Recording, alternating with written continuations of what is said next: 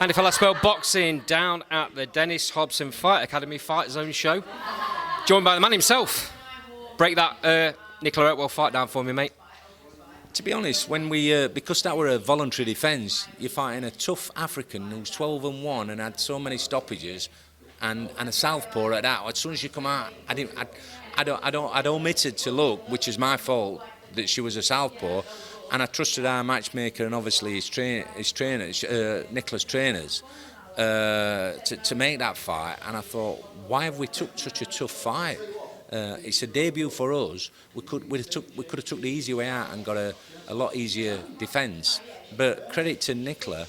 I mean, I know she could fight, but that tested her, and as level went up and her stock went up with that fight. And what a performance! The first fight we were having a look at her, and I thought we might be in for a long night tonight. It might be a bit of a tough one, and having to really dig in and drag it out. But she boxed tremendously well and coped with the southpaw stance amazingly well, and obviously put the girl down, who were a tough girl. I don't know how many times she's been on the floor, but that were almost the perfect job.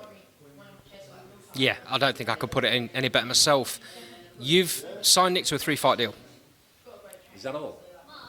Is that all? Listen, after this, after how we've treated Nicola Hopewell, she's going to want to sign with me for life. I don't know if she's a bit mutton, Jeff, but she's going to want to be with me, Nicola, for the rest of her career. And if she does, then we'll go and win titles more and more. All we're going to do is collect belts. So, what's next?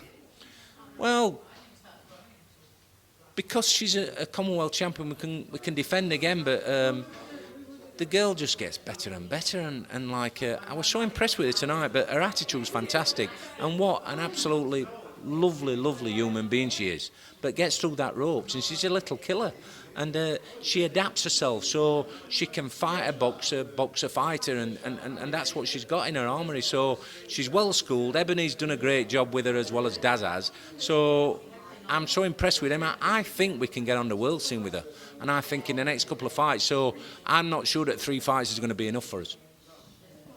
Really interesting. Like you've just said, Mary Abbey, very tough fighter. I don't think she's ever been down in her career.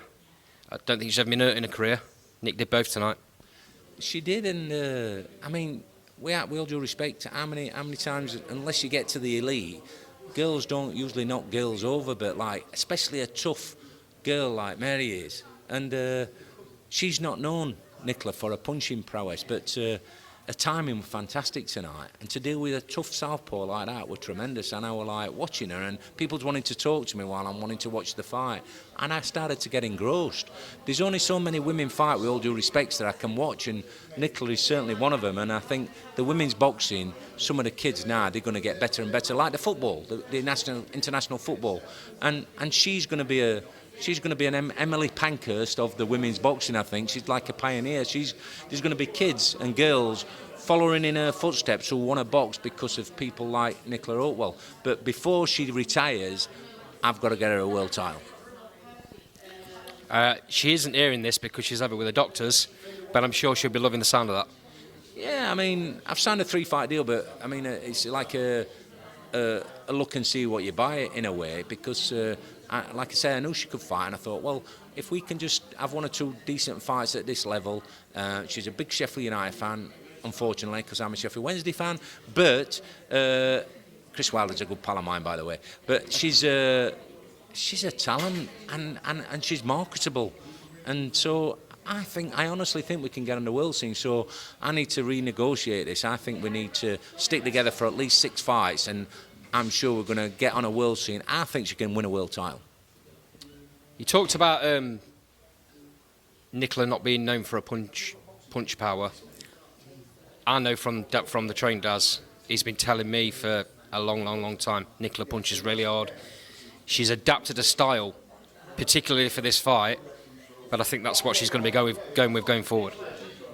I think she's realised now, and you need so many fights to go, hold on a minute. And punchers believe they are punchers.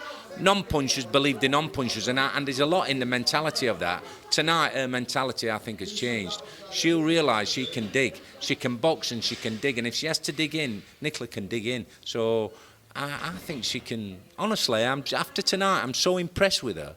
I honestly think the right times at right fights, we'll go and win a world title. How close do you think she came to stopping Mary tonight? Oh, absolutely close. And like certain referees would have had a look and think, hold on a minute, it's that one-way traffic, this. Shall we stop it? The other girl can't win now. So she could have got a stoppage. But obviously, it doesn't do us any harm because matching her, they'll go, oh, she's won on a points decision again. Well, she will start to stop girls. Absolutely. And hopefully, when she stops the next one, it might be for a world title eliminator or a world title. When she watches this back, she's going to love the sound of that. I know you're very excited from what you've seen tonight. The team are very excited with how she's performed. Just one more little thing from you. Last little note on Nick before we move on to the undercard. I think we're a great fit. And I don't need boxing for a living, but I like to win.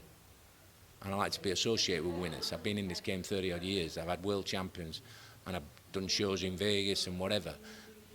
And what keeps me going, my appetite, is when I'm looking at kids like that, like Nicola and one or two other kids that we've got in our camp, I think, I can make some memories with this girl. And she's going to make some memories for me, and we're going to make some memories together. And together, I honestly believe we're going to win a world title. So moving on, if you don't mind, we'll have a quick talk about the undercard. Mikey Harrison boxed his second four-rounder. Impressed? I think he made a harder job of it than he should have done. But he's very, very young and slightly inexperienced. And I thought the cut that he received, I thought it was through the head because I think the kid made it messier. What Mikey could have done is made it longer because he's so rangy. His jab's phenomenal, and he kept letting the kid cut down the distance. But it won clearly, but I think he could have made the job easier for him. But it's a good learning fight. I mean, if we'd have just had a knockover journeyman, he's learning nothing, but he'll learn so much from that fight, whereas he could have made that job so much easier if he'd have stuck to his jab and then put his backhand at range, but where he were throwing long where he should have thrown short and throwing short when he should have thrown long. So it's experience, and he's got a fantastic trainer in John Fuchs, and he's got Graham Dickinson in there. So I'm not worried about anything. He's got great following. Another Sheffield United fan, by the way. So I don't know what's going off here. I need a Sheffield Wednesday fan in the camp. But I'm so happy with the kid. He's such a pleasure to promote. And another one. I promise you, we'll win something with Mikey. Jack Dillingham. I like him. Great fighter, right? Great fighter. He's from Chesterfield area, and I've teamed up with one or two fighters with Scott Kalo, and he's a pleasure to work with in a shark-infested industry. But like, they are a pleasure, and he sells well. And you know, this arena, what we've got here at Skate Central, we had about 5 pull-outs altogether. There should have been about 10 fights on tonight, and we got away with it. And I know this main fight would carry it anyway. But when you've got Mikey on and Jack on, great ticket sellers, very, very popular. I'm looking forward to manoeuvring their careers with their management and go and win titles and at whatever level. I know we can, and they need somebody like us to get them these opportunities. And one thing's for sure, while they keep winning, I'll get them opportunities. Very tough fight tonight for Jack. If he has another 10 fights and knocks Journeyman over, he ain't going to learn as much as he's learnt tonight. No, absolutely, and like I've said about with Nicola and with Mikey, if you try and put them in with journeymen who just cover up and just survive, then what are they learning? They're just banging arms and banging elbows, and they might knock their hands up. The kids who we've had him in with tonight have not come to lay down, they've come to have a pop and try and win. So they'll learn so much more from those fights tonight than, like you said, in half a dozen fights with a journeyman who just comes to survive. So that's the great thing that we're trying to do. We're trying to put them in competitive fights, and they learn so much more. You can go 10, 12, 20-0 and learn nothing. They'll learn more, you've just said it, in that one fight than what they might have done in 10 fights. Last but no means least, George Klein, second four-rounder, learning as she's going. Yeah, and I spoke to Dave Allen tonight about us maybe teaming up with her. And I think, I mean, it's getting opportunities for girls, and you can do, because there's only a small pool, and it's just doing it at the right time. Nicola's, like, going back to Nicola, she's primed now to get her any opportunity, and whichever opportunity there is. So with Georgia, we can just pad her career out, get her some learning fights, and then go after titles very, very quickly. But I'll be talking to Dave about her career. I'd like to sign her. I'd like to work with Dave Allen because he's my friend, and he signed with me, turned pro with me. I nicknamed him the White Rhino, and so we've got a great affinity together. And we said at some stage we're going to have a champion together, and maybe she's the first one. Dennis, thanks for your time. Really appreciate it. Thanks for joining Last Bell Boxing. We'll be down here as often as you have Nick on the show. You're a pleasure, and all her team and you're a pleasure. And so people like yourselves keep me in the game. Much appreciated, mate. Thank you. Thank you.